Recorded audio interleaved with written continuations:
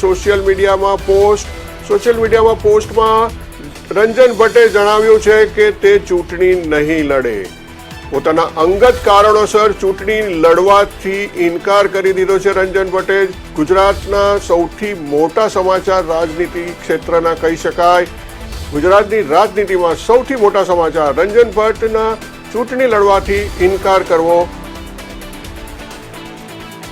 છેલ્લા થોડા દિવસથી ચાલી રહેલા વિવાદ બાદ રંજન ભટ્ટે જાતે પોતે ચૂંટણી નથી લડવા માંગતા એ રીતની સોશિયલ મીડિયામાં પોસ્ટ કરી છે. અંગત કારણોસર તેઓ ચૂંટણી નહીં લડે આ પ્રકારની જાહેરાત તેમણે સોશિયલ મીડિયામાં પોતાના એકાઉન્ટ ઉપર કરી છે.